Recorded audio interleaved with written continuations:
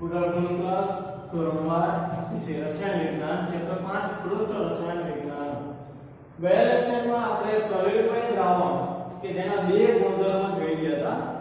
હવે આપણે જે કલેલમય દ્રાવણનો ત્રીજો ગુણધર્મ છે તે જોવાનો છે। ત્રીજો ગુણધર્મ છે તેનો રંગ।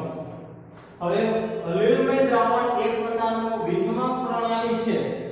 દ્રાવણની અંદર પરિક્ષેપિત માધ્યમમાં જોવા મળતા કલેલના કણોનું કદ કયા પ્રકારનું છે અને તેમાંથી પ્રકાશ જે પસાર થાય છે તે આપણે કઈ સાઈડથી જોવી છે। જેમ કે કલેલમય દ્રાવણમાંથી પ્રકાશ પસાર થતો હોય જો તે દિશામાં આપણે દ્રાવણને જોઈએ તો પણ દ્રાવણનો જે કલર છે તેમાં ફેરફાર જોવા મળશે, અથવા તો જે દ્રાવણ છે તેના કાટખૂણે એક્ઝેક્ટ લંબરૂપે તમે પોતાની દ્રષ્ટિથી જો કલેલમય દ્રાવણને જોશો તો પરાવર્તિત થતા કલેલના કણોમાંથી પરાવર્તિત થતા જે પ્રકાશના કિરણો છે તે પણ તમને અલગ જે રંગ છે તે આપશે।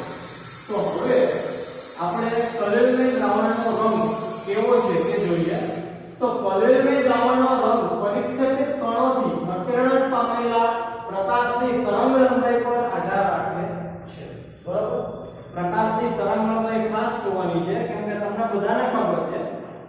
એનું ઉદાહરણ મેં ધોરણ 11 માં આપેલું કે એક્સ-રે હોય, એક્સ-રે ના જે કિરણો છે તે આપણા શરીરમાંથી પસાર થઈ જાય છે કેમ કે તેમની જે તરંગલંબાઈ હોય છે એ એકદમ ટૂંકી હોય છે। જ્યારે ટ્યુબલાઇટ અથવા તો જે બલ્બનો પ્રકાશ હોય છે તે આપણા શરીરમાંથી પસાર થતો નથી કેમ તેની તરંગલંબાઈ બહુ જ જાડી હોય છે। ખ્યાલ આવ્યો?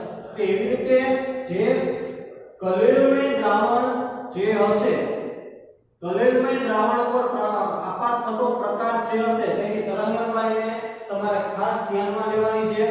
પ્રકાશની તરંગલંબાઈ કણોના કદ કે સ્વભાવ પર આધાર રાખે છે। કલેલમય કણોના રંગ વળી અવલોકનકાર કઈ રીતે પ્રકાશ મેળવે છે તેના પ્રમાણે બદલાય છે। ઉદાહરણ તરીકે દૂધ અને પાણીનું મિશ્રણ પરાવર્તિત પ્રકાશ દ્વારા વાદળી દેખાય છે અને પ્રક્ષેપ માધ્યમથી જોતા લાલ રંગનું દેખાય છે। બરાબર, એટલે કલેલમય દ્રાવણમાં ખાસ કઈ તરંગલંબાઈ ધરાવતો પ્રકાશ છે નંબર 2 આપણે જે જોવાનો નજરિયો છે, આપણે પ્રકાશના જે ઉદ્ગમ સ્થાન છે તે દિશામાંથી જોઈએ છીએ અથવા તો તેને લંબરૂપે અથવા કાટખૂણેથી જોઈએ છીએ। તેના આધારે પણ આપણને જે કલેલમય દ્રાવણનો રંગ છે તે અલગ દેખાય છે। એક ઉદાહરણ આપેલું છે કે દૂધ અને પાણીનું મિશ્રણ જો દૂધમાંથી પસાર થતા પ્રકાશના પરાવર્તિત કિરણોથી જોઈએ તો એ તમને વાદળી રંગનું દેખાશે। જો ડાયરેક્ટલી જોવામાં આવે પ્રકાશની દિશામાં પ્રક્ષેપિત માધ્યમમાંથી તો તે દૂધ અને પાણીનું મિશ્રણ લાલ રંગનું દેખાશે। ચાલે આ એક ઉદાહરણ દ્વારા તમે કલેલમય દ્રાવણનો જે અલગ અલગ રંગ દર્શાવે છે તે જોઈ શકો છો। બીજું આવે છે બ્રાઉનિયન ગતિ। કલેલમય દ્રાવણને જ્યારે શક્તિશાળી અલ્ટ્રા માઇક્રોસ્કોપ વડે જોવામાં આવે ત્યારે કલેલમય કણો દ્રશ્યમાન ક્ષેત્રમાં સમગ્ર ક્ષેત્રમાં વાંકી ચૂકી ગતિ કરે છે। આ ગતિ સૌપ્રથમ રોબર્ટ બ્રાઉન વડે અવલોકિત કરવામાં આવે અને તેથી જ તેને બ્રાઉનિયન ગતિ તરીકે ઓળખવામાં આવે છે। તમને બધાને ખબર છે કે પરિક્ષેપિત માધ્યમના જે પરિક્ષેપિત કલા એટલે કે દ્રાવ્યના કણો હોય છે કલેલ તે આડીઅવળી દિશામાં જુદી જુદી દિશામાં ગતિ કરતા હોય છે।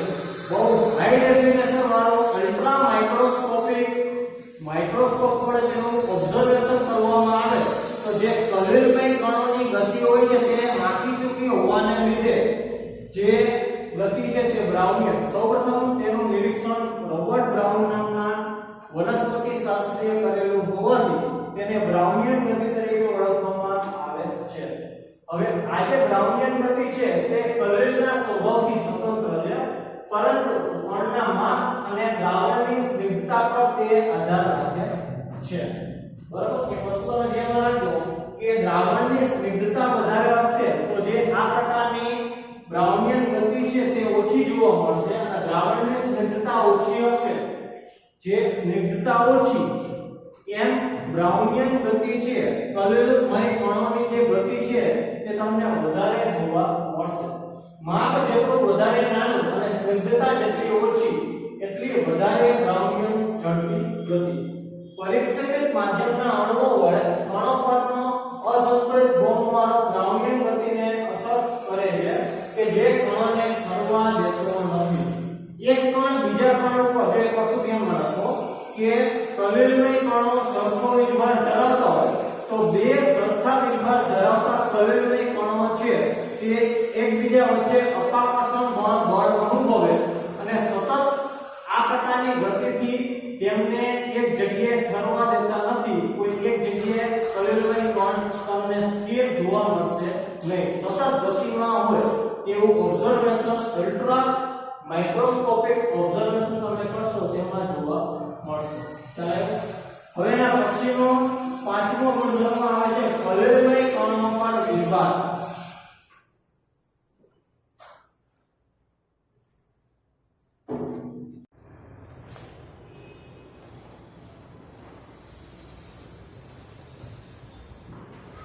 એના પછી આપણે હવે કલોલમય કણો પર વીજભાર પાંચમો ગુણધર્મ છે તે જોવાનો છે. તો એક વસ્તુ તમે ધ્યાનમાં રાખજો કે જેમ કોઈ પણ સમાન મિશ્રણ હોય, કોઈ પણ વિદ્યુત વિભાજ્ય દ્રાવણ હોય તો વિદ્યુત વિભાજ્ય દ્રાવણની અંદર આયનો હાજર હોય છે.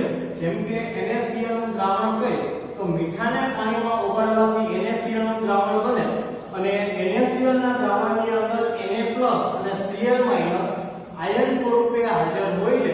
એવી રીતે જે કલોલમય દ્રાવણ છે તે પણ એક પ્રકારની વિસમાન પ્રણાલી છે. તો આ પ્રકારના જે કલોલમય દ્રાવણની અંદર પણ જે આયનો છે તે હાજર હોય છે અથવા તો કલોલમય કણ પર આયનોનું અધિશોષણ થાય છે. બરાબર? તો તે હવે તેનો ગુણધર્મ આપણે જોવાનો છે કે કલોલમય કણો હંમેશા વીજભાર ધરાવે. આપેલ કલોલમય દ્રાવણના બધા જ કણો પર એક સરખો વીજભાર હોય છે. કોઈ પણ એક કલોલમય જો દ્રાવણની વાત કરવામાં આવે તો તેની અંદર રહેલા જે બધાય વીજભાર હોય છે તે સરખા હોય છે. તે ધન અથવા ઋણ હોઈ શકે છે. તમારા ટેક્સ્ટ બુકમાં પેજ નંબર 142 ઉપર ધન ભારિત સોલ અને ઋણ ભારિત સોલનો કોઠો આપેલો છે. તે કોઠામાં ધન ભારિત સોલ કયા કયા આપેલા જોવો જોઈએ. જળયુક્ત ધાત્વિય ઓક્સાઇડ જેમ કે Al2O3 એલ્યુમિના XH2O એટલે કે આ છે ને એ ભેજવાળું એલ્યુમિના છે. એના પછી CrO3 અને Fa2O3 જળયુક્ત ધાત્વિય ઓક્સાઇડ છે. એના પછી બેઝિક ડાયસ્ટફ જેમ કે મિથિલિન બ્લુ સોલ, હિમોગ્લોબિન લોહીની અંદર અને ઓક્સાઇડ જેમ કે PiO2 સોલ. આ બધા થઈ ગયા ધન ભારિત સોલ. ઋણ ભારિત સોલની જો વાત કરવામાં આવે તો ધાતુઓ જેમ કે કોપર, સિલ્વર, ગોલ્ડ સોલ, ધાત્વિય સલ્ફાઇડ જેમ કે આર્સેનિક સલ્ફાઇડ અને પહેલાના વિડિયોમાં આપણે રાસાયણિક પદ્ધતિ દ્વારા જે As2S3 મેળવ્યો હતો તેની વાત કરે છે. એસિડ ડાયસ્ટફ જેવા કે ઇઓસિન, કોંગોરેટ સોલ, સ્ટાર્ચ, ગુંદર, જીલેટિન, માટી, ચારકોલ વગેરેના સોલ. બરાબર? તે દરેક સોલની અંદર તમને ધન ભારિત અને ઋણ ભારિત જે સોલ હોય છે તે જોવા મળશે. પરંતુ એક વસ્તુ ધ્યાનમાં રાખજો કે કલોલમય દ્રાવણની અંદર એક જ પ્રકારના જો ધન હોય તો ધન જ હશે અને ઋણ હોય તો ઋણ પ્રકારના આયનો તેની અંદર હાજર હશે. કલોલમય કણો પર સમાન અને સરખા વીજભારની હાજરી કલોલમય દ્રાવણની સ્થાયીતા માટે જવાબદાર હોય છે. કારણ કે વીજભારિત કણો જે સમાન ભારવાળા હોય તો તેમની વચ્ચે અપાકર્ષણ બળ લાગતું હોય છે કે જે તેઓને એકબીજાની નજીક આવતા રોકે છે. હવે એક જ કલોલમય દ્રાવણ હોય એની અંદર સરખા વીજભાર ધરાવતા આયનો આવેલા હોય તો પહેલી વસ્તુ તેમની સ્થાયીતા રહેશે. નંબર 2 સમાન વીજભાર હોવાને લીધે તેઓ એકબીજાની નજીક નહીં આવી શકે અને સમૂહ થતા રોકશે. એનું કારણ શું? કેમ કે સમાન વીજભાર એકબીજા વચ્ચે અપાકર્ષણ બળ ઉત્પન્ન કરે છે. સોલ કણો પરનો વીજભાર એક અથવા વધુ કારણોને લીધે પણ હોઈ શકે છે, જેમ કે ધાતુઓના વિદ્યુતીય વિસર્જન દરમિયાન સોલ કણો વડે ઇલેક્ટ્રોન ગ્રહણ થાય અથવા તો દ્રાવણમાંથી આયનોનું પસંદગીયુક્ત અધિશોષણ, એટલે કે કલેરમય દ્રાવણ પર કોઈ પણ આયનોનું અધિશોષણ થાય તેના દ્વારા પણ સોલ પર વીજભાર ઉત્પન્ન થઈ શકે.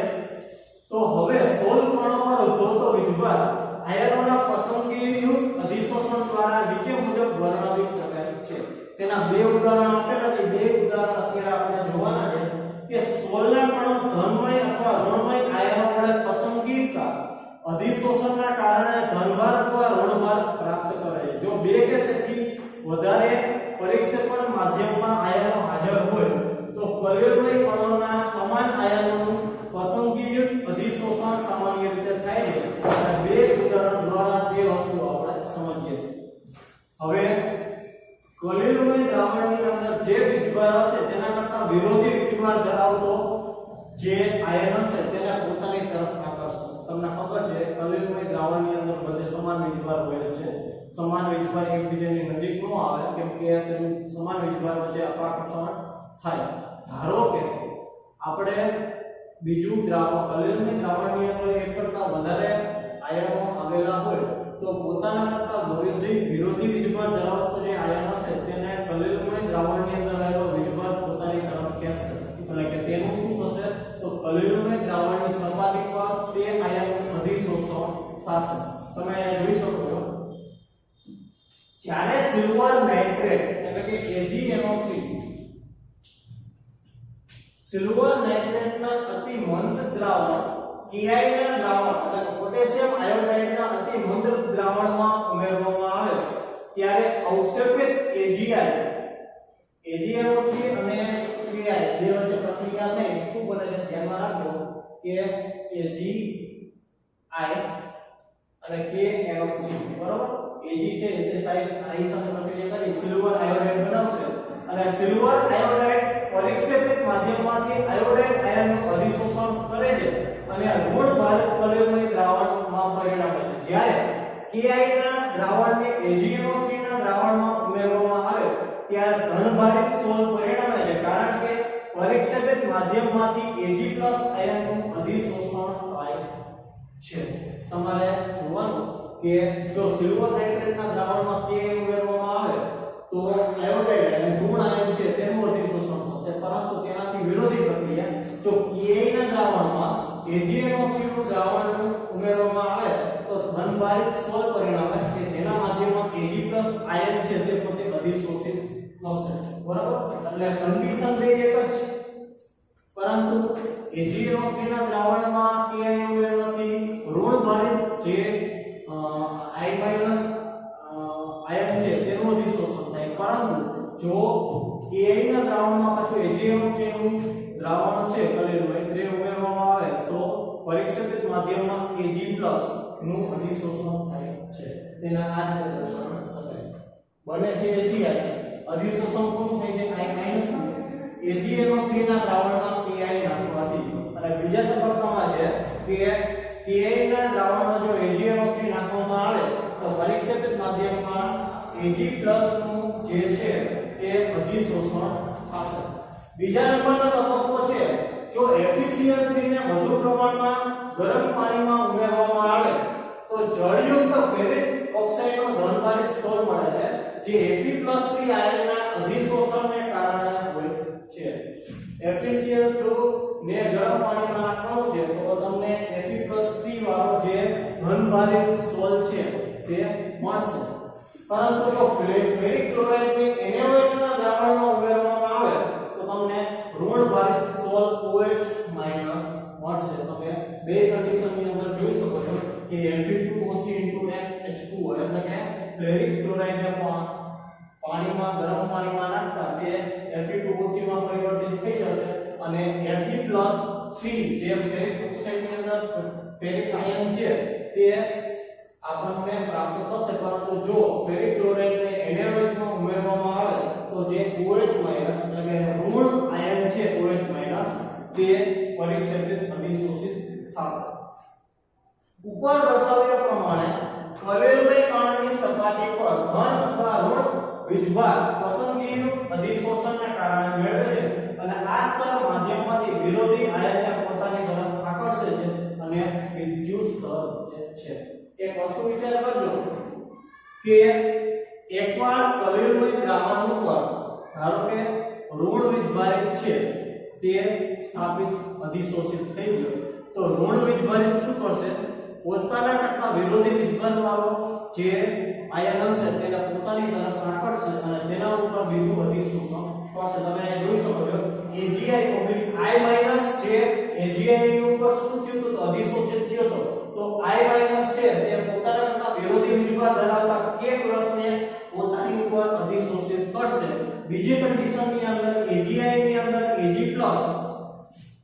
અધિશોષિત થયો તો Ag+ છે પોતાના કરતા વિરોધી વીજભાર ધરાવતા આયન I- ને પોતાની ઉપર અધિશોષિત કરે છે એટલે એક વસ્તુ ધ્યાનમાં રાખો કે આવી રીતે કલિલમય કણો ની અંદર વીજભાર ઓલરેડી હાજર હોય છે આ ઉપરાંત કલિલમય કણો ઉપર જે આયનોનું અધિશોષણ થવાની ઘટના છે તે પણ રેગ્યુલર હોય છે અને પોતાના કરતા વિરોધી વીજભાર ધરાવતા આયનોનું એક ઉપર એક જે પડ છે તે પોતે બનાવતું છે કલિલમય કણોની આસપાસ આ બંને એકબીજાથી વિરોધી સ્તરના સંયોગીકરણને હેલ્મહોલ્ટ્ઝ વિદ્યુતીય દ્વિસ્તર તરીકે ઓળખવામાં આવે છે આધુનિક ખ્યાલ પ્રમાણે આયનોનું પ્રથમ સ્તર સખત રીતે ધારણ કરેલું હોય છે અને તેને સ્થિર સ્તર કહેવાય છે જ્યારે બીજું સ્તર હોય છે તે ગતિશીલ હોય છે અને તેને પ્રસરણ કહેવામાં આવે છે આમ દ્વિતરીય સ્તર અને પ્રતરીય સ્તર વચ્ચેના વિદ્યુત વીજભારને લીધે આ સ્તરો વચ્ચે પોટેન્શિયલ તફાવત પરિણમે છે જે કેપેસિટરમાં ઉદ્ભવતા પોટેન્શિયલ તફાવતની જેમ જ છે અને તેને પોટેન્શિયલ તફાવતને વીજગતિકીય પોટેન્શિયલ અથવા ઝીટા પોટેન્શિયલ તરીકે પણ ઓળખવામાં આવે છે જો અદ્રાવ્ય પદાર્થો આ બે કણો વચ્ચે દ્વિસ્તર ન હોય તો તે પૂરતા નજીક આવે છે અને વાન્ડર વાલ્સ આકર્ષણ બળો વડે તેને જકડી રાખે છે સોલમાં વધુ જો વિદ્યુત વિભાજ્ય ઉમેરવામાં આવે તો તે દ્વિસ્તરને રોકે છે અને ઝીટા જે પોટેન્શિયલ છે તેને ઘટાડે છે અને એના લીધે જે આયનો વચ્ચે વિશિષ્ટ રીતે સંવેદનશીલતા છે તે ઉત્પન્ન થાય છે આ બધાય જે ટોપિક છે તે તમે આગળના ધોરણમાં તેનો વધારે અભ્યાસ કરશો બરાબર પરંતુ અત્યારે પરીક્ષાને અનુલક્ષીને તમે ફરજિયાત જે કલિલમય કણો ઉપર વીજભાર છે તે સમાન વીજભાર છે એકબીજાની નજીક ન આવવાનું કારણ અપાકર્ષણ બળ ત્યાં હાજર હોય છે બીજું કે કલિલમય કણ છે તેની સપાટી પર અધિશોષક થાય છે અધિશોષક કોની સાથે કરશે તો પોતાના કરતા વિરોધી વીજભાર ધરાવતા આયન સાથે તે અધિશોષણ કરશે અને એક ઉપર બીજું જે આયન ઉપર છે તે ચડાવશે આ બે ઉદાહરણ તમારે ખાસ યાદ રાખવાના છે હવે છેલ્લો ગુણધર્મ આવે છે વિદ્યુત કણ સંચલન કલિલમય કણો પર ભારનું અસ્તિત્વ વિદ્યુત કણ સંચલન પ્રયોગથી સાબિત કરી શકાય છે કલિલમય દ્રાવણમાં ડૂબાડેલા બે પ્લેટિનમ ધ્રુવો વચ્ચે વિદ્યુત ધ્રુવ પોટેન્શિયલ પ્રયુક્ત કરવામાં આવે